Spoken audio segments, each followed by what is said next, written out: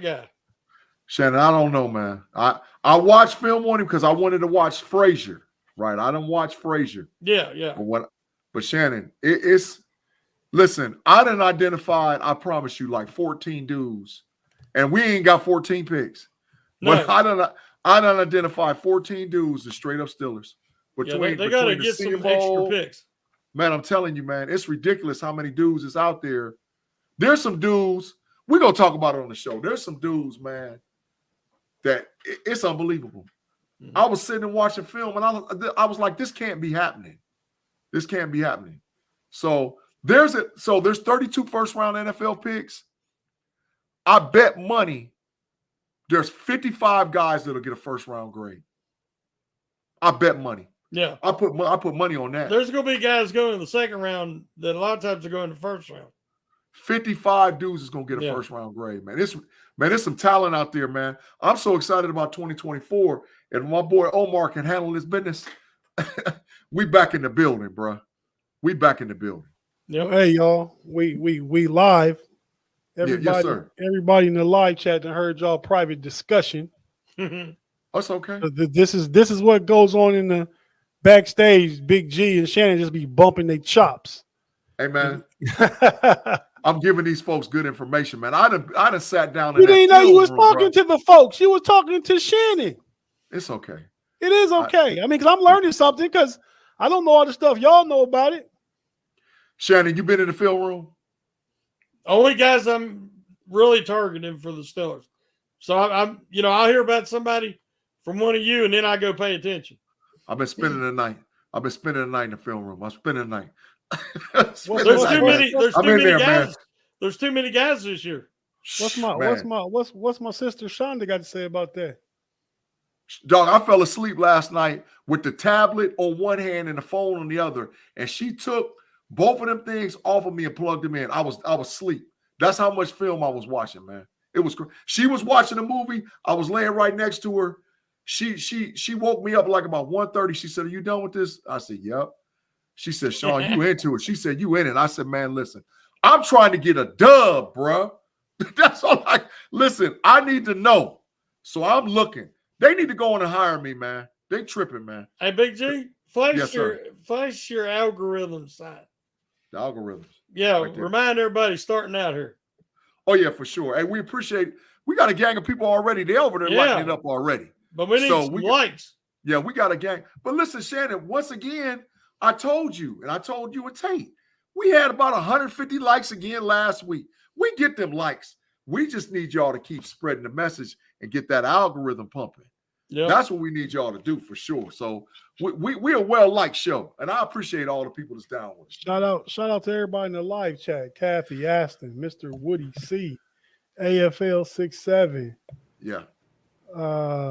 Felicia in there, Frosty in there. Frosty. Kathy in there. Yes, a whole bunch of everybody. Yeah. Jeremiah Yoder, the faithful. Jeremiah the faithful. Salute him, Big G.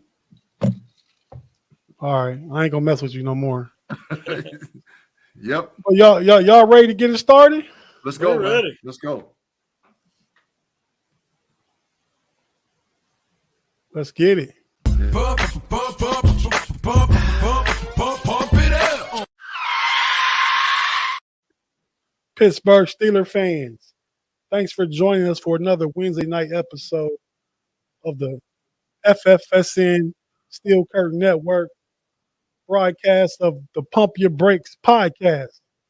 I'm one of your three co-hosts. I'm your boy Tate, here with the fellas, the little fella Big G. What's up, Big G? What's cracking, man? Y'all make sure y'all get it lit up tonight. Because we got listen, even though it's the off season, it's never the off season for us. And we didn't have some stuff go down with the Steelers, so I know Tate Boy Fresh ready with the graphics. So I'm hyped. Ready to talk about whatever we're gonna talk about. Shannon, the triple OG. What's up, man? How you doing?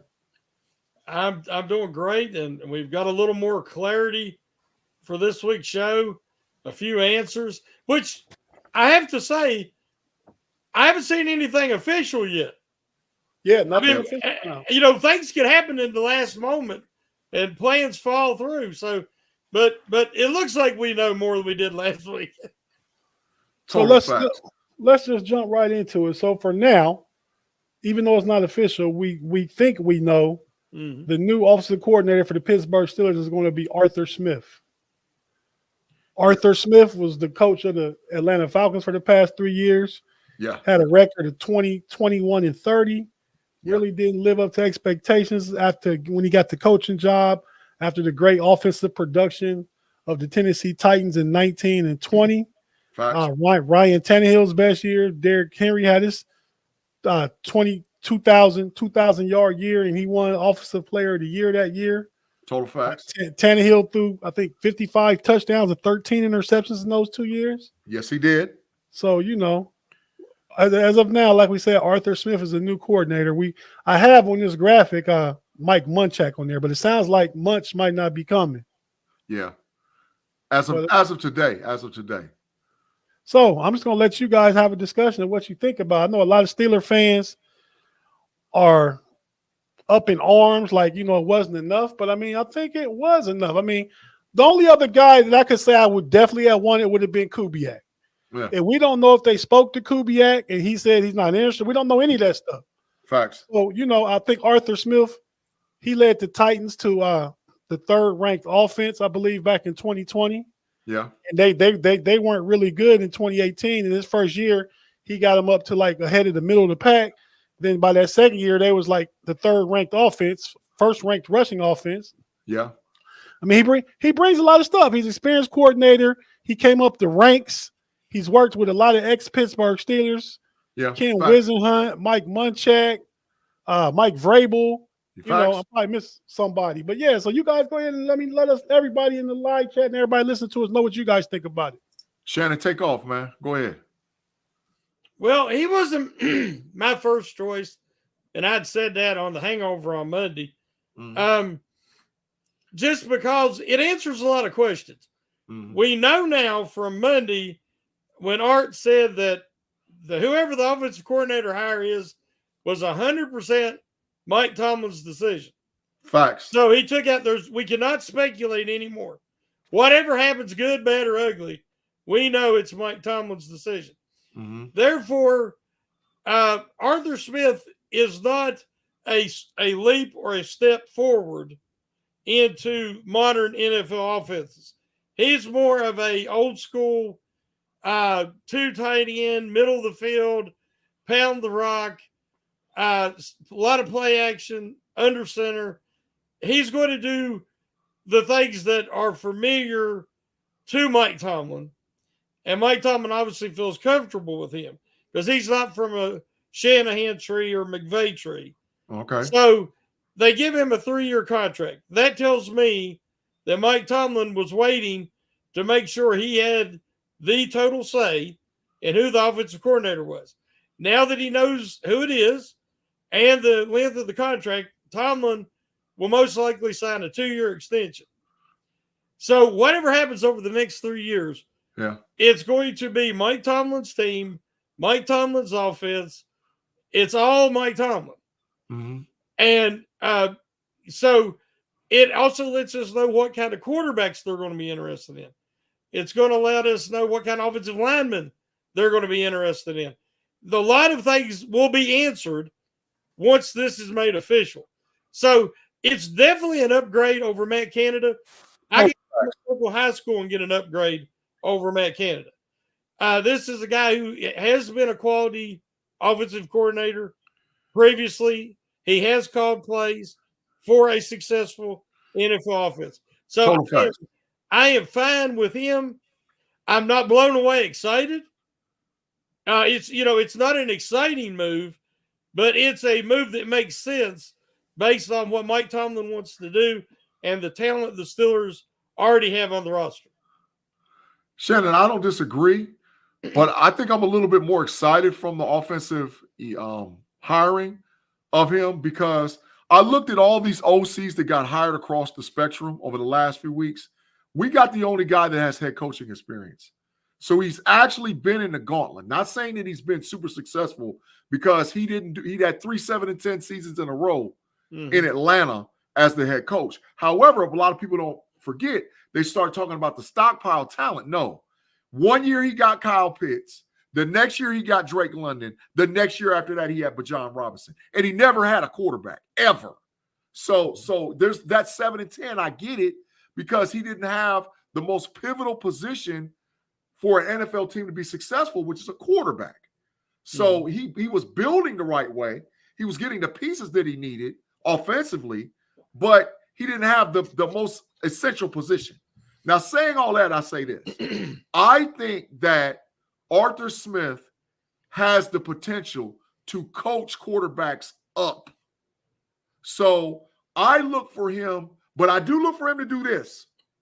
I think he's going to get his own guy. I think between free agency and the draft, I look for, and that's why I think so, because of that 3-year deal. I think he's not going to stand put with what's currently on the Steelers roster to ensure that he's going to keep his job, because we know that the Steelers don't fire coaches.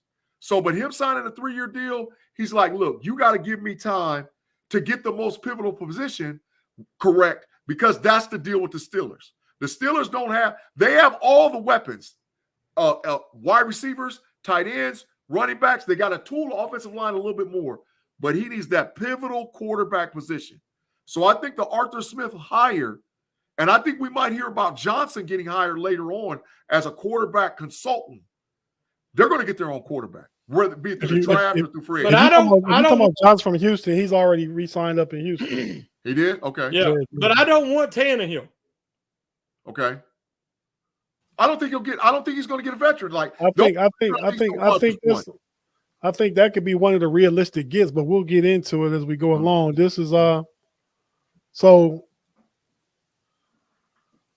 Arthur Smith fits Art Rooney's vision perfectly. Correct. And that kind of goes back to what Shannon was saying. It fits what Mike Tomlin wants to do. And I think Art Rooney and Mike Tomlin are on the page same page a lot of the times with the way they see football.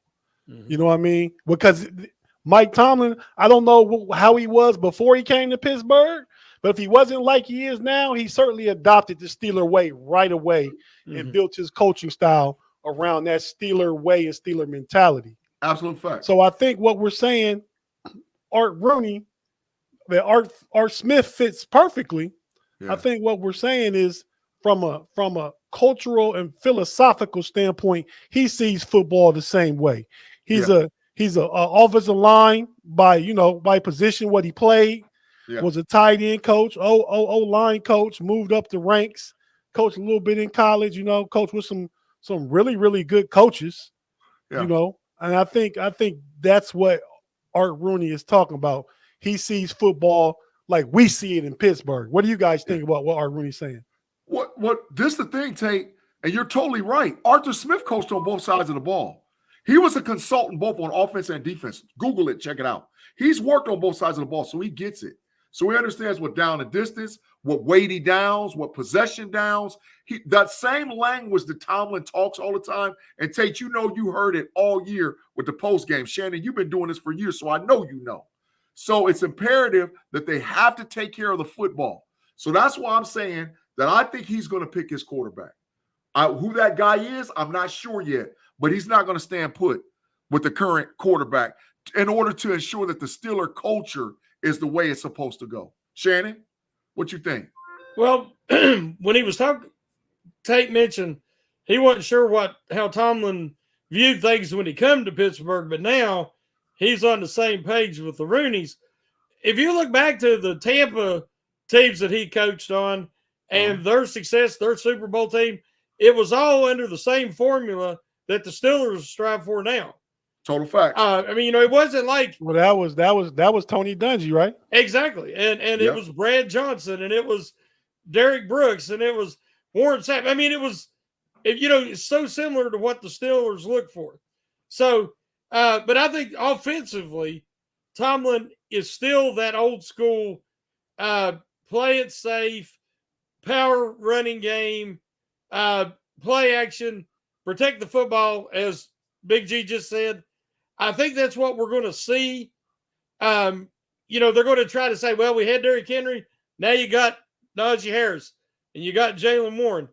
you had A.J. Brown. Now you got Pickens. You see what I'm saying? I mean, I think there's going to be a lot of – I think his tight ends are actually better in Pittsburgh if they will utilize Washington correctly. I think you'll see Connor Hayward be more of a true fullback because he likes to use the fullback. Yeah, so I think he won't be that fullback too. Yeah, that's what I think we're going to see. So I understand it. It's not exciting as far as groundbreaking, but it does fit what the Steelers want to do. If it not only does it fit the Steelers, it fits what they want to do, and it fits where they play. I mean, Cliff Kingsbury, AFC North football. Yeah, Cliff Kingsbury couldn't come to the AFC North, and we think we're going to run the air raid offense in November up in Cleveland. That's total facts. That's total facts. So now I do think some of the guys that maybe were coming from under Shanahan would be have a little more of a balance, play call balance. We know Arthur Smith wants to lean on the run, right? He wants to lean on it, and that's okay because that's Pittsburgh's identity. My question to you both now, if you even have an idea, even know, we're going to talk about this real quick, then go to break and come back and talk about the quarterback situation, is what, if any, changes are made to the offensive coaching staff? Will Arthur Smith bring anybody? We expect anybody? We heard about Mike Munchak, but we don't know. So that's the question. I think he'll retool maybe the tight end position room as far as coaching is concerned. And I definitely think he's going to bring in a quarterback consultant just for the simple fact to take some of the weight off him concerning to ensure that the quarterback knows what's going on as far as the play calling is concerned. So I look for him. Part of the reason he signed a 3-year deal, and I do believe this, I can't find it, but I think it's because he has some type of offensive autonomy. So that way he can put people in place that can help support him as an offensive coordinator versus just being a one standalone guy, sort of like how Matt Canada it was. Matt Canada didn't do a lot of consulting. It was his way or the highway. So I think that with this Arthur Smith, he's going to surround himself with people that's going to help support the vision for the offense for the Pittsburgh Steelers. You got any names that you think might? Not off the top. I got to go back and look at who Arthur Smith was tied to in Tennessee and who he was tied to in Atlanta, and then find out which one of those people are free. Because he's going to bring in people he trusts. There ain't no ifs, ands, buts about that. He's going to bring some people he trusts. There's somebody, I think his last name's Coleman, that a lot of people are thinking might be like a quarterback position coach that he's worked with. Yeah.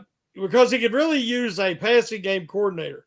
Facts. Smith is a much better run game coordinator, which I don't want to say. I'm sure he's better than Matt Canada in the passing game, but still, to have that extra set of eyes and ears and communicate. We know that Pat Meyer, he's a zone blocking coach. Correct. And, if we don't get Munchak to come back, that's what Smith likes. His offense requires zone blocking. So, improve a couple positions on the offensive line, and you might be fine with Meyer. I still say it. I believe that at Hines Ward, at wide receivers coach, I'm going to keep saying it. Till somebody hears me in Pittsburgh. But I'm telling you, I think that with this running game, if you think about those Tennessee rushing attacks with Henry, think about A.J. Brown blowing people up in the running game. Yeah, you've got to have guys who fit that scheme and know they're going to be blocking a lot. Mm-hmm. And I would love to see Hines Ward come in and bring that attitude and that Steeler way, let's say, that has been missing for the last few years. The only other guy that I might think that they might try to pry away from a place is maybe Antoine Randall in Detroit. They might try to pry Antoine Randall back from Detroit to bring him home in Pittsburgh. So I can see that happening. You guys think Frisman Jackson's out of here? Maybe. I don't know if it's a fit, man. I don't know if it's a fit. I know his coaching style. But I don't think – so this is the thing. Hold on, Big D. We're gonna take a quick break.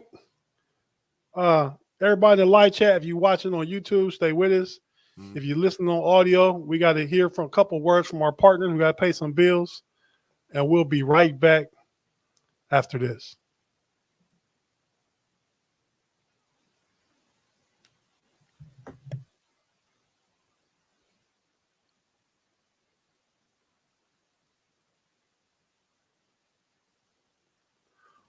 Welcome back to the Pump Your Brakes podcast on the Steel Curtain Network. I'm your boy Tate here with the homie Big G and the triple OG homie Shannon White. Big G, you were saying about the coach Frisman Jackson before the break. What were you saying? Well, I don't think that Frisman Jackson coached toughness. And I think that's going to be a demand from Arthur Smith. Based on, and because, stuff starts uphill and rolls down ways, rolls downhill. And that's me giving you the G-rated version, right? Mr. Rooney done said, we ain't having it no more. Arthur Rooney said, we're done with this, trying to have a winning record, make the playoffs. Nah, bruh, that ain't happening no more. So what that means, what I'm hearing is from an owner, he's saying, we have to coach up some of the players we have, and we have to bring in players that's going to help us. And if those coaches are willing to be that guy, I don't think they're a fit. So that's why I think that Arthur Smith is going to bring in some of his own people, because he's going to have to coach them up the way that they need to be coached up. And people could say NFL coaches don't coach players up. Please, go watch Detroit. Go watch San Francisco. Go watch Kansas City. They get coached up. Mm-hmm. So I believe that Arthur Smith's going to make his own decision concerning a couple of those positions to help coach the guys up to fit the offensive style for the Steelers. Shannon? No, I agree. And it should have been that way. It should have been that way in the past, because Jackson's not getting the job done. He's not being held accountable, and they keep saying, well, they're young. Pickens is so young. Well, we've seen guys come in younger than him and acted way more mature than him. Somebody's got to call him on his BS. Mm-hmm. And it can't always be Mike Tomlin.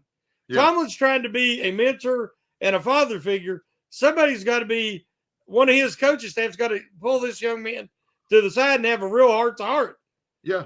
And then it's up to the player. If he don't respect his message, then you don't need that player around anymore. That is total facts. That's total facts. Hey, so we're going to jump into the QB talk. Coach Tomlin said in his final press conference that it's going to be competition. We don't know where that competition coming from, but we're going to talk about some of the potential competition. Shannon had already said he doesn't want Ryan Tannehill. Who don't you want, Big G? Who don't I want? Who don't you want? Russell Wilson. Okay. No, I don't want Russell Wilson. Neither one of those guys. Nope. So let's see. So it was said by Jeff Saturday, Russell Wilson would be the best fit in Arthur Smith's offense. No. I disagree with that. I totally disagree with that. Totally disagree. I actually think that Cousins is the best fit in his offense. No, Shannon. No. I will tell you who the best fit is. Hold on. So we talked about Russell. Let's put up and this is the some of the list of players that are either potential free agents still can get in a trade, or however they can acquire them. And Kirk Cousins didn't make. I think Kirk Cousins is going to be too much, but we got a graphic here with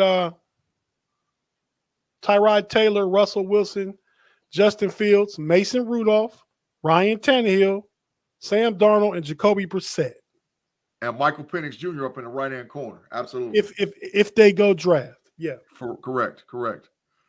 The best fit for Arthur Smith's offense is number one from the Chicago Bears. He is an upgraded version of Ryan Tannehill. See, people forget what made that offense go and why King Henry was out there killing them is because Tannehill could hit you with that zone read. And Tannehill could complete almost every throw. He didn't have the strongest arm, but he could complete almost every single throw. Go back and look at the tape. Look at how he was hitting A.J. Brown and the other receivers for the Tennessee Titans during that time period. Justin Fields is an upgraded version of Ryan Tannehill. Out of everybody else that's up there, he can run, he can throw, he can pass, he can hit him with the zone read. He can do all of those things that puts Pittsburgh's offense in position to win. So my pick out of all of them is Justin Fields. Shannon? No, I'm not saying that I want Kirk Cousins due to the price tag. I'm saying that if this team was 1 year, like they thought they could contend this year, I would want, just like when the Rams brought in Matt Stafford, they knew that that was their year and they went all in. If the Steelers were in that situation, I want Kirk Cousins with the type of offense they're going to be running. Problem is the Steelers are, in my opinion, next year, 2025, before they're going to be an actual contender. So this year you want a good bridge quarterback. Rudolph fits this offense. So I could see Rudolph, if he wanted to come back and compete and have a true competition, which the Steelers haven't had, to give him a chance to win the position. In the draft, I mean, we're already seeing Tomlin talking to Bo Nix. I'm not a big Bo Nix fan. I like Penix, not as much as you do, because I'm scared of his injury tendencies, which we've already kind of got with Pickett. Pickett, he gets hit 2-3 times, and then he goes out of the game. In that division, you need tough quarterbacks. Facts. And so I don't know what the answer is there. But this year, they definitely need a bridge quarterback. And but they just ain't a lot out there. Fields, it's going to depend on what it would cost to get him. Well, that's a good question, because I've been hearing some stuff, and not that any of it is completely 100. It obviously can't be 100% factual or anything like that, but it's just some projections. That would you do this, Big G or Shannon? Trade your number 2 pick and either Deontay Johnson or Pat Freiermuth for Justin Fields. I don't think they trade Freiermuth because they got a guy already in commit, but I'd move 51 and Deontay Johnson today for Justin Fields. If they ask for Freiermuth, they also cutting Tunyon too. They just get rid of Tunyon, who they pay some money to. So I'm saying if they asked for him. If they ask for move and 51, I give it to them. Even if though they ask for Deontay and 51, you do it. Oh, I'd run that over there. What about you, Shannon? I like Fields. I like his potential. But again, you can only put so much on that word potential. But I think he'd be in a lot better situation in Pittsburgh. A lot better coaching situation, a lot better offense, talent surrounding him. So, I would trying to find that franchise quarterback is the most difficult thing to do in sports. So I would definitely, like Big G said, Deontay Johnson at 51 in a heartbeat. Freiermuth, and if that's what they demanded, I would do it, because finding a tight end is nowhere near as hard as it is to find a potential franchise quarterback. That's total facts. Thanks for the super chat at Dresden. Go ahead and read it, Big G. We appreciate you, man. Yeah, for the tension with 10 spots and dots all day and night.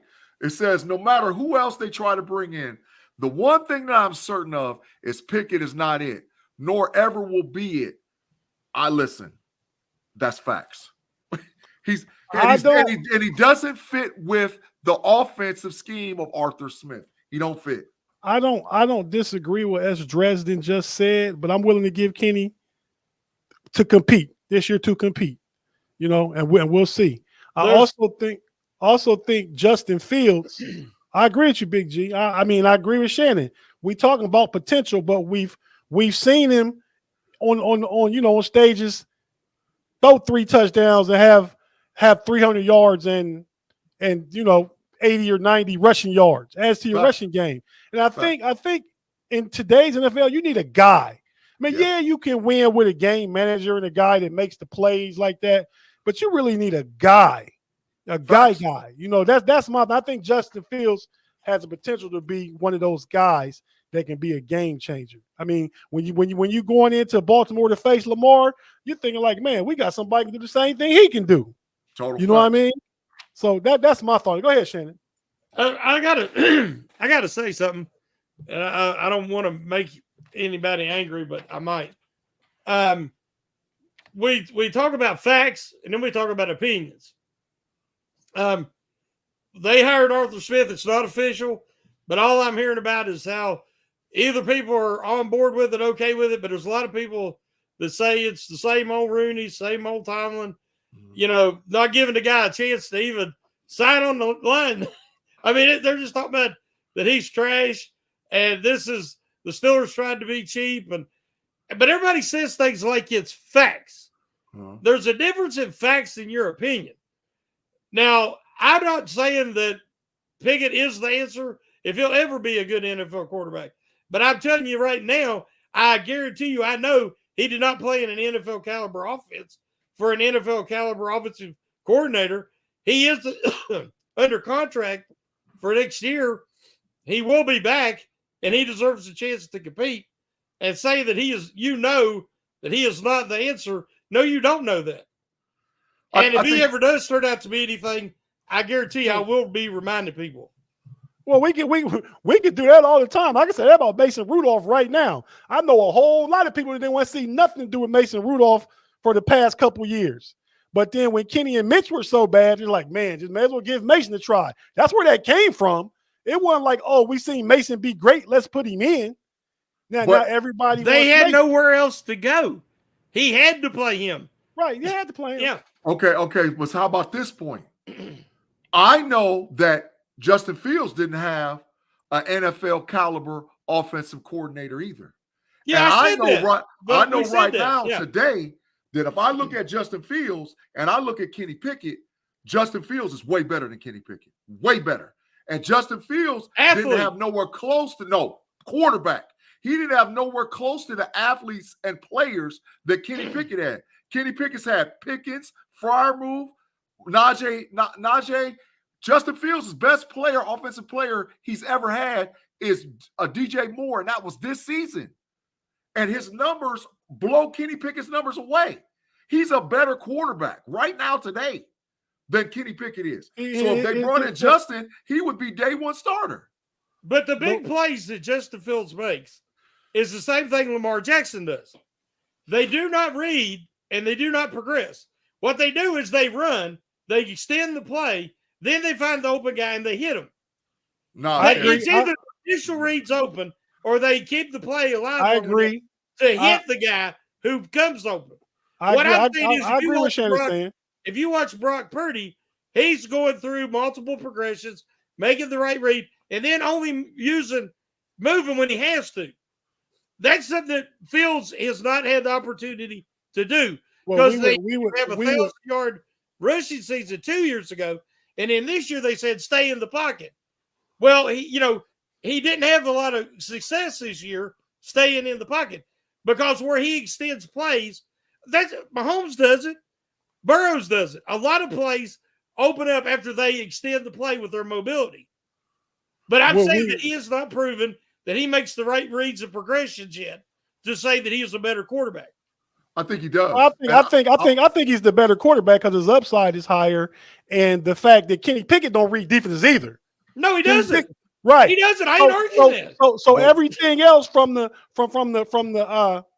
rushing aspect of it, the ability to be able to break plays, and the fact that somebody has to identify Justin Fields, and that helps everybody else, all the other skill position players get open because you have to watch him.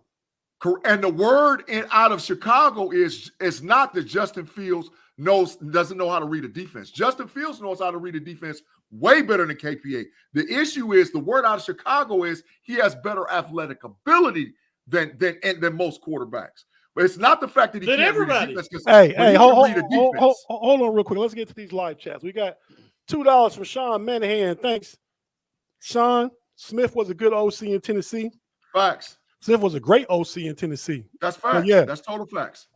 Thanks for the $2, man. We got another super chat from the homie S. Dresden. Yeah. I said, what did he say? I said IMO, Shannon. In my opinion, Shannon. Okay. Yeah. And Rudolph performed better with the same play. Rudolph did perform. That's not accurate. Pickett had one game without Canada. He had the same playbook, but they were different play callers. What I'm saying is it's so hard for people to understand. Same playbook, sucky playbook, high school playbook, but then you had Sullivan and Faulkner calling plays. Pickett had one game with that, and he had his best game. All I'm saying is, I ain't saying Pickett is anything. He's the answer or he's not. But you can't speak in absolutes when you don't know yet. At some point, a quarterback, a guy is just a guy and makes plays in spite of. It makes people around him better in spite of. Kenny Pickett is holding people back. That's why the receivers are mad. Because some of those guys are saying, hey, I was open. You didn't hit me. Whether the route tree was good, whether the play was drawn up, executed right, Kenny Pickett's not getting those guys the ball. That's why they like Mason so much, because Mason was getting the ball and taking shots. And I'm going to go, and the last thing I'm going to say about Justin Fields. Tate, there's something you say all the time. Me and you, we've been family for our whole lives. We've been boys for 40 years. There's a such thing that's called a force multiplier. Yeah. That is a real thing where you bring a guy in and he makes everybody around him better. Justin Fields sat down in Pittsburgh is going to make every player around him better, just for the simple fact that they got to worry about him. Now, if he breaks the pocket, I can't let him get loose. So now there's an extra second. Now Deontay Johnson's running free. Now there's an extra second. Freiermuth is running straight up the seam. Now there's an extra second that Deontay Johnson will shoot somebody. So he's a force multiplier because he makes the guys around him better, where Pickett has shown he doesn't do that. And that's my stance about saying, because we've already seen Pickett with these current offensive players, and he doesn't make them better. I think Justin Fields will, because of what I've already seen him do in Chicago. Now, it hasn't happened. I'm just saying what my preference is for a guy that fits Arthur Smith's offense. That's all I'm saying. Might happen because, like I said, he has potential.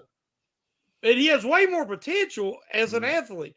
We just haven't seen it to where I can say definitely that he is a better quarterback in everything that details than Pickett or Rudolph or anybody else. You have to show it. I think he'd be in a much better situation in Pittsburgh also. And like I said, it's worth the trade that me and you discussed. Facts. Because it's hard to find a franchise quarterback, much less somebody with that kind of athletic ability. Yeah. So, Tate, we got another super chat, man. From Dennis. Yeah, absolutely. The Quad Father back in the building. Man, What's he's up, trying to Quad run it up. Father? Quad Father running it up. Thanks for the $5 super chat. Kenny definitely deserves a chance this year, but if we can get Fields, we have to do it. I agree, Dennis. And let them compete. You got two first-round quarterbacks, and you let them go at it, and you see what happens. And open competition. At the very least, you got a good backup for 1 year or a good backup for 2 years. Yep. Because Kenny Pickett got 2 years left on his deal. Justin Fields, if he was the winner, has 1 year left. They'd have to probably try and re-sign him some kind of way, and Kenny would still be the backup on a rookie deal. Facts. And then you see how all that goes. Mm-hmm. But so moving along real quick, we kind of long on that. We ain't gonna spend a long time on this. Is the realistic option, most realistic option as what the the prognosticators are saying and stuff. Mason Rudolph could be back for 1 year, $8 million, or you can get Ryan Tannehill to come in and compete with Kenny for 2 years, $11 million, five and a half a year. If I had to choose between the two, I'd take Mason, but I don't think Mason fits the offense. I'm not comfortable with paying Tannehill 2 for $11. I'm just not. Unless you're going to bring a guy like Justin Fields in to where now he mentors Justin. Well, I don't think you bring Tannehill in for 5. You bring somebody in like Jacoby Brissett, somebody cheaper than that. And that $5.5 million a year for a quarterback is not a lot, Big G. That is facts. I understand that. Another super chat from the homie S. Dresden. Mm-hmm. Big shout out to you again, man. Thanks for the love. How often has Pickett been injured in less than 2 full seasons? Quite a bit. And too much. Yeah, too much so. That's why I said about Penix. They scare me because guys with injury tendencies, that tends to follow them. Another super chat from Thanks Joe Green. That's that's our boy from the homies. Yep, facts. B Dirt, love the username. Go ahead and read his comment, Big G. Thanks for the $5 super chat. Thanks, Mean Joe Green. Facts. Yeah, from the Coke commercial. It says, other than quarterback, how aggressive do you think the Steelers will be in upgrading other areas of obvious weakness? Oh, Hey, that's a good chance. That's a great question, man. We about I to see know great 2 segment. of them. Yeah. It's a great segue. We're about to get into it. Let me Yes, sir. That's a great segue. Great question. Was definitely a great question. Yeah. We got some real informed Steeler fans out here, man. Absolutely. So you said you always. So question right here. Upgrade. Mm-hmm. One of these two. Both have been linked this early in the year to the Steelers. Tyler Boyd wants to come home to Pittsburgh. There's been talk about Michael Thomas has been linked to Pittsburgh. I think they fit. That's why we can talk about it now. I think they both would fit Arthur Smith's system in the slot because he wants big body blockers. Yes. And I think both those guys are physical receivers. I think Allen Robinson was kind of, but he's showing his age. He was toast. What do you guys think about Tyler Boyd or Michael Thomas as a potential slot option? Well, first of all, Allen Robinson, adios muchachos, my friend. Yes. Thank you for serving. Thank you for your service. We appreciate you. We'll check you on the backside. We appreciate it. One time Steeler, never again Steeler. However, I would love to have Tyler Boyd come in and play the slot position for the Pittsburgh Steelers. I would love it because he would be able to stick it to another team in the division, somebody he already knows, the Bengals. And I think Tyler Boyd didn't get the credit he was supposed to get in Cincinnati. The only thing about Tyler Boyd is he doesn't like to move. He doesn't like to play X and he don't like to play Y. But he will play that slot like there ain't no tomorrow. He's going to block and he's going to be tough. So I like Boyd out of those two guys, without a shadow of a doubt. We got another super chat. Like our brother Dennis said, I agree, Boyd. Yeah. If you get the right guy in the draft and you bring in a guy that he can really work with, a big body receiver, because he's a different type of receiver than Pickens. So I don't see him being a good mentor for Pickens. But if you get a bigger body guy for the slot, let Boyd play it this year and be a mentor, I'm all for that. Yeah. Michael Thomas, he quit on the Saints. And I have no interest in Michael Thomas. Facts. Okay. I like the potential of Michael Thomas as the physicality, the size, and everything in the slot. But yeah, Boyd after those first few years has definitely been more consistent. Yeah. But S. Dresden, G. Yes, sir. Jerzon Newton, I believe he plays Illinois. Yeah. What do you think? Defensive line, defensive tackle. What do you think about him in the first? Pair him up with Keanu Benton. Listen, man. That kid's a top 12 pick. And thanks, Dresden, man, for the super chat. I'm sorry. Thank you, sir. That kid's a top 12 pick. That kid, if that kid's on the board past 12, then something's wrong because he's a top 12 pick. So now we've seen people traditionally fall.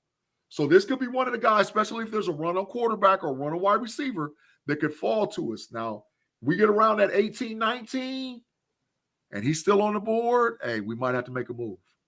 We might have to make a move because I like him. And he is, in my opinion, based on film, he's the best 2 technique or 3 technique defensive tackle. You can play him at the 2 technique or 3 technique, which is what the Steelers have traditionally had. That's what Casey Hampton was. You can switch him both sides of the ball, 2 technique, 3 technique. So you get him, you can move Keanu Benton out and put him more like in the Cam Hayward position. Now you're cooking with gas because he is the best interior defensive lineman in this year's draft. The Steelers are like Hall. Mike Tomlin's paying big attention to Hall. From Ohio State? Yeah, and Hall. I know he is. Hall is more of what the Steelers look for in a nose tackle. Then take Benton and replace Ogunjobi, put Benton out there where he belongs, and I'll feel better about it, and you don't have to worry about a first-round pick. Yeah. He could get Hall definitely in a second, so you're right. You're correct, Shannon. Another super chat from the homie Big E Broncos. Thank you for joining us, man. Thanks for the $5 super chat. Big G, go ahead and read it and answer the question or shoot it to me or Shannon. What do you guys think about all the rumors that Lincoln Russell Wilson I can't even talk because I'm laughing so hard. What about all the rumors of Lincoln Russell Wilson if you get him, good luck? Shannon and Tate, I'll let y'all answer it. I think we've already talked about it. Heck no. No, but no way, no shape, no how. Don't want him. I don't think it would be that bad a move. That's that bridge quarterback. And the price. Denver's playing all Russ. If he accepts the veteran minimum wherever he goes, Denver is paying him in full. Facts. So you have to look at that. He threw 26 touchdowns and 8 interceptions last year. I mean, I think Sean Payton needs somebody to throw under the bus. Yeah. You know what I mean? Yeah, the first year. But Wilson is one, he's not the same as he was when he won the Super Bowl. He's not. And he is a special personality. Yeah, now, he fit Seattle, not Pittsburgh. Yeah. Yeah. I can see that. I think he'd love to play for Mike Tomlin, though. Let's just say, just like I wasn't super enthused about Arthur Smith, but I'm okay with it. I wouldn't be super enthused about Russ. Gee, I like Russ, but I would be okay with that too. Over some of these other guys. Shannon Tate talking about he like Russ. Tate got a bias with Russ. he got some bias. He got some bias with Russ, man. Tate got bias with Russie. So today there's been talk about Derrick Henry. Having the free agent, he can go somewhere. Maybe one to reunite with Arthur Smith. I mean, what would a three-headed monster backfield of Derrick Henry, Najee Harris, and Jalen Warren look like? It ain't gonna work. It ain't gonna work. It ain't gonna work. It ain't gonna work. It ain't gonna work. It ain't gonna work. Not unless you're gonna trade Najee. But right. I still wouldn't do it because they're the same player, and Najee's younger. So no. Yeah, Najee's younger. Henry got a little more breakaway speed. Mm-hmm. We got another super chat. Thank you, everybody, man. I keep getting off track, having to go to the super chats, but we appreciate your comments and your engagement and interacting with us. Let's get this next one. This one, Tate? Yeah, go ahead and read it, man. This is from our buddy Dennis. He said, "Dennis, the quad father again." Yeah. Said people are really talking about Zach Frazier. Mm-hmm. I think we will have to take him in the second round, or he will be gone. Now, I've heard a lot of talk about it's a shallow center draft, and that's true. But there's the big three. Facts. And you got Van Bron from Georgia, who's the young athlete, the guy that everybody's going to drool over. But then you got Jackson Powers Johnson, who is the most fundamentally sound, well-rounded. Then you got Zach Frazier. Yeah. And I'll tell you about Zach Frazier. Zach Frazier has a lot of Creed Humphrey qualities. Yeah. And what I mean by that is he's a pure center. He's only center. That's what he's always been. He's got the wrestling background. He's a team first guy.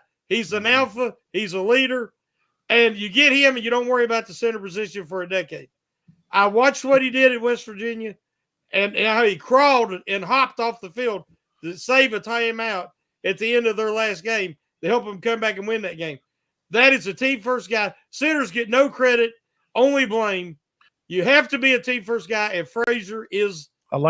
He is him as he just held up a sign. Yeah, but listen. I like. Hold on. Let me move it along. Then the conversation can just flow out for the rest of the show because I got a couple things I need to just input into our discussion. Right. Mm-hmm. So we talked about the centers. We do need centers. So this Sports Illustrated mock draft has the Steelers in the first round drafting Jackson Powers Johnson at 20. At 51, Kingsley Suamatuya. You know him, Big G?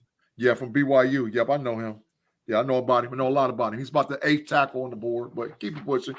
Well, that's not bad for 51. Yeah. And 84, getting a corner out of Rutgers, Max Melton. Yeah. He's the brother of Bo Melton. And he was honorable mention all Big Ten. I know he's like 6 foot, 6'1", 190. But what do you guys think about that mock? What do you think, Big G? Sports Illustrated can take a lap, bro. They can get to taking a lap and get to kicking. That is a horrible draft. You do not take a center in the first round. Stop it. You do not ever take a center in the first round. There's 3 guys that we can get somewhere in the second. If we're going to target the center position, we took Pouncey in the first round. Pouncey, can I explain something about Pouncey? Pouncey was almost a generational talent. Pouncey was a top offensive lineman out of the University of Florida ever. So there's no question about that. And look at when we took him. You like don't pick take 10. Nah, yeah. You don't take. I honestly was like pick 10. Yeah, correct. He was a generational center. Generational. So you don't take this guy at 20.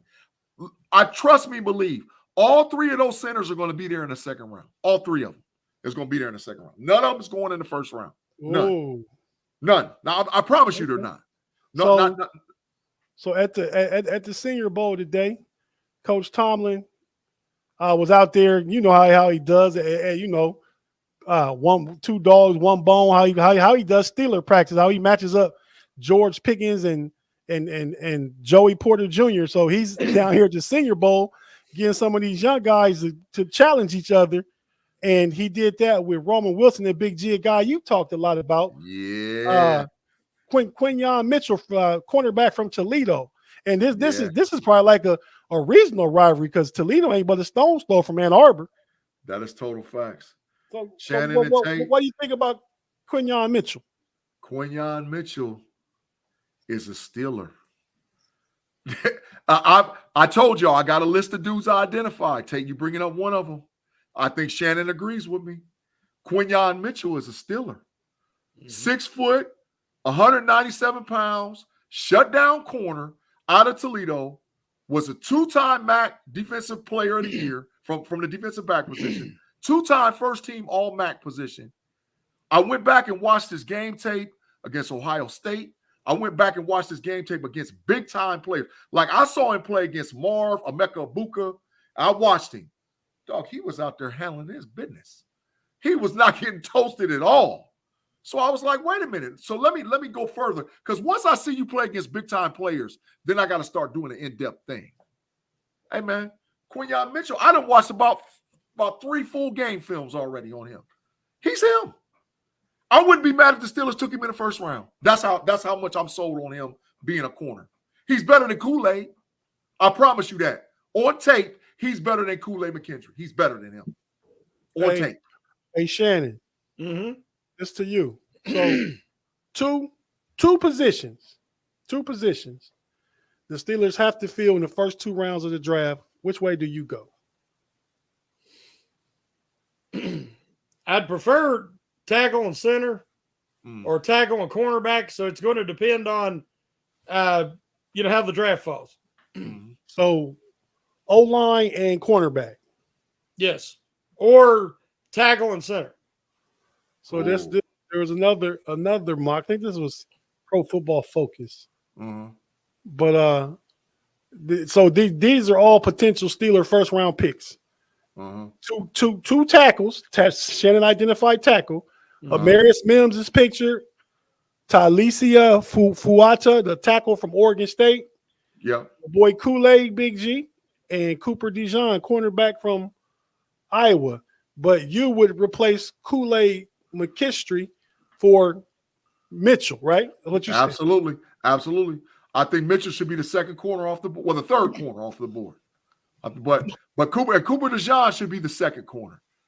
If Cooper DeJean messes around and runs a sub 4.40, listen, Pittsburgh. We might be taking another ball hawk from the Big Ten, man, and put him opposite of JPJ, man, and just say forget about it. So we might be. So Shannon,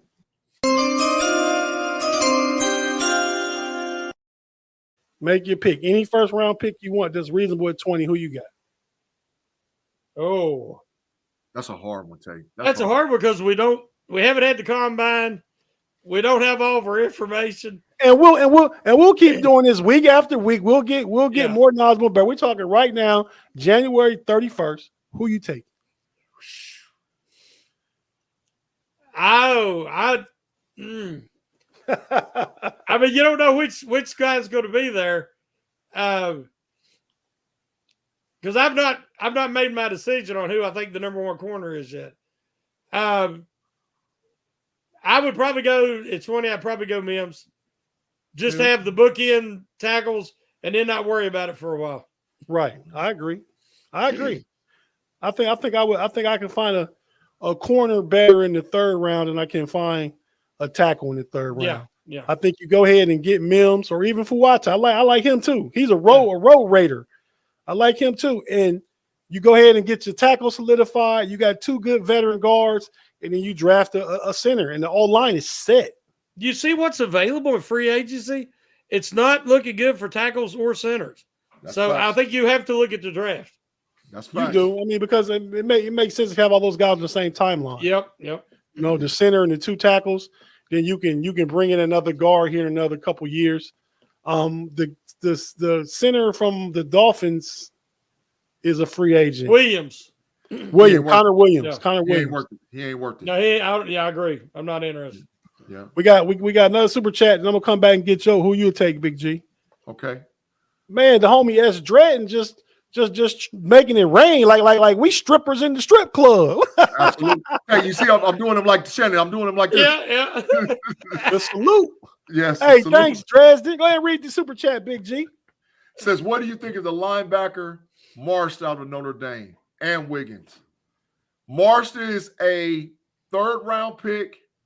Wiggins is a 3rd or 4th round pick, but he'll probably fall to the 5th based on his running. So this is what's going to hurt him: the standing broad jump, the short shuttle, and his 40. That's what's going to hurt Wiggins. But Marsh, he a 3rd round pick. He's a 3rd round pick. He'll go before John Baptiste, the edge rusher, defensive end from Ohio State that transferred to Notre Dame. He'll go before him. So, but I like him. I don't know if the Steelers will go after him, but I like him. So you think of Marsh is what? Where'd you have him? 3rd. Okay. 3rd round. Who's the kid Tomlin was looking at this week? The middle linebacker for Texas A&M. He was a defensive lineman. He was all right. Well, this is the middle linebacker. He was 6'3", 235. Who Tomlin's actually after on the sneak tip, and I didn't even want to put it out there because there might be people in the other camps listening to me, is Cedric Gray, the middle linebacker out of the University of North Carolina. That's who Tomlin wants. 6'3", 235 pounds out of the University of North Carolina. That's a Steeler too. That's one of my identifiers. This dude from Texas A&M was All-American too. He's All-American. But he ain't no Steeler. Cedric Gray. Oh no, Cedric Gray is a Steeler. Cedric Gray from the University of North Carolina, 6'2" and a half, 6'3", 235 pounds, is a Steeler. Hey, go ahead, man. You taking with pick 20. So there's a guy that falls in every draft, and I think we hit the pick this year. J.C. Latham, offensive tackle, University of Alabama, falls to 20 to the Steelers. Is he better than Mims? Yes, absolutely. What makes him better than Mims? I think he'll be gone earlier. Yeah. I think he's going to fall. I think he's going to fall. Why? A couple of things. He's had some off the field issues at Alabama that sort of got swept under the table. And I don't know how well he's going to measure out at the combine. His arms are long, but not long enough. So he's got big old hands though. Yeah. Big old. So I like if your arms are super long, if you got big old hands. If your hands are huge, because you can control it. You got control. Exactly. Yeah. Yeah. So, but I think that J.C. Latham, because I think there's going to be a run at wide receiver and at quarterback. And I think that's going to push Latham down. So I think if he gets past 16, we got to go up. Same way we went up to get Jones. If pick 15 hits and Latham's not off the board, Steelers got to trade up to get him. You got to get him. Go get him. But it's a deep draft to tackle. I say 4 first rounders, maybe 5. Yeah, but eight guys in the early second. 8 guys in the top 60. Yeah. Absolutely. Okay, guys. Well, I think we covered a lot of stuff today, man. We kind of got an idea what direction the identity of the Steelers are going to go. It's not going to be different than what we have been striving for the past few years and what we've always been. So, we'll just keep seeing how this offseason continues to go along. Like we said, the Senior Bowl is going on now. Next up will be free agency. And then it will be. There's the Senior Bowl and the Shrine Bowl. One's tomorrow, Thursday, one's Saturday. Yeah. This is I think the Senior Bowl is Saturday. Correct. Correct. But yeah, man. So we're going in that direction. We hadn't trended towards the draft. Next thing you know, we'll be in OTAs, and Arthur Smith will be implementing his new offense. Yeah. You know, we'll know more over the next couple months who the quarterback's going to be to come in, whether it's Mason and Kenny and somebody else. What we do know right now is Mitch not going to be back. Oh, we got another 20. A 20. Yeah, we got a 20. S. Dresden is the man, getting up there like the quad father. Thanks for the dub, S. Dresden. Yeah, he up there winning, man. He up there winning. Go ahead, G. Read it, man. G, you take Latham over Nate Wiggins and over Todd? Absolutely. Absolutely do I take Latham. Latham is a dog. Tyler who? Do you take Latham over Nate Wiggins and Tyler Newbom? Absolutely. Now listen. Tyler, I know Nate's the quarterback from Clemson. Nate Wiggins, yeah, absolutely. Tyler Newbom, I think is I don't want to say his position wrong. I think he's an interior lineman, but I don't want to say his position wrong. But Nate Wiggins is going to be gone. I think Nate Wiggins is going to be the first corner off the board. DeJohn's going to be 2, and then my boy Mitchell going to be 3. That's what I think. 1, 2, 3 with the cornerbacks. And Kool-Aid going to drop. The dude Lassiter going to drop. And Kool-Aid going to drop. Yeah, Kool-Aid going to drop. You'll see. You'll see. I know we need a corner. I think I'd rather handle corner in free agency and get a 1-2 as it is right now and not have to give nothing, not trade nothing. I'm going tackle and center, man. I agree. Solidify that side of the ball. I agree. I don't disagree. Then you can get to bring Tyler Boyd in on the cheap. You got your slot receiver. I think we good at the tight end position. I said get another receiver. So and then now you can start working on that defense. Get you a middle linebacker late. Hopefully Mark Robinson develops more. He's right. Newman is a safety. He's absolutely right. I went back and checked it and I Googled it. And then I looked over in the live chat and somebody verified it. So yeah, Newman's a safety. But this draft doesn't have a first round safety. Not in my opinion. Not first round. No, it's it's on the back end, it's a good draft, but not early. Yeah. All right, I'm gonna ask for your parting shots, your final takeaways. Hold on, we got another super chat. He said he don't. Hey, Dennis, I ain't mad at you, Dennis. I don't know if he's him either. But if he runs a sub 4.4, man, go back to his tape at Iowa. Oh my God, like him. And he returns punts. Oh yeah, man. If he runs that 4.38, 4.37, and man, listen, that kid's got long arms. He's gonna have a standing broad jump of at least 11.2. And his hands, I think, is 10.58. So yeah. Hey, Shannon, go ahead and let us know what's up for you the rest of the week and going into next week.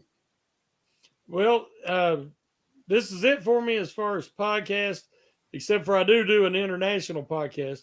But I've been holding off on my next article. I thought I was going to be writing about Arthur Smith, but I'm wanting him to make it official first before I put my thoughts on, out there. But that should be in the next day or two because I think he'll make it official soon. So, and I also just want to thank our faithful community and Pump Your Brakes family. There's so many knowledgeable comments. We don't always agree, but it's always cordial. Everything is constructive and informative. It's not just screaming opinions and acting childish. I really want to thank everybody because it makes this, in my opinion, it's such a great show, enjoyable show to do and to take part with you guys. So I do appreciate it. Shannon had me speechless, Tate. I was just holding up the sign. He had me speechless. We appreciate you too, homie. The big triple OG, big homie. Yeah, absolutely. What's up, Big G? Get us going. What's going on? All right, man. Thank you guys for listening to another episode of Pump Your Brakes. Your algorithms up while G talking. Oh, yeah. I got to find my sign. I done lost it. So, thank you guys for listening for another Pump Your Brakes podcast on Wednesday. Make sure you check me and Tate Boy Fresh out on Friday on the Steel Curtain Network, homies. Overtime Homies podcast, Super Chat Friday for sure going to be jumping off because we're going to get into the draft across the board on overtime. But we're going to hit the fork in the road and let y'all steer the conversation. So we look forward to seeing y'all. Swing on back on Mondays and check out me, Mod, and Tate on the Know It Alls podcast. Don't forget to check me out on the Level Up podcast. And don't forget to read Shannon's article and check me and Tate Boy Fresh on Apple Podcasts, Spotify, and Google Podcasts on That's Rather Cavaliers, Cleveland Cavaliers podcast, which is all available on Fans First Sports Network. Hey.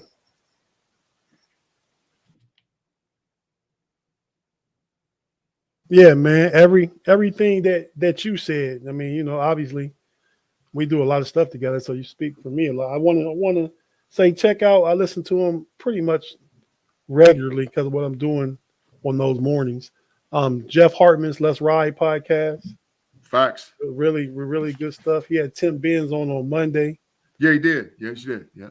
So, you know, you get a lot of good information from there. He has his mailbag section. But just check out everything on the Steel Curtain Network and jump out there. If you got another team, search for that team on the audio side of the Fans First Sports Network. I'm sure you can find something somewhere, whether it's a basketball, baseball, college, like Big G does all the college. Just check the stuff out. Yeah. So we appreciate you for joining us on the Pump Your Brakes podcast. And until next Wednesday, for Big G, for the Triple OG Shannon, and for me, your boy Tate, we out.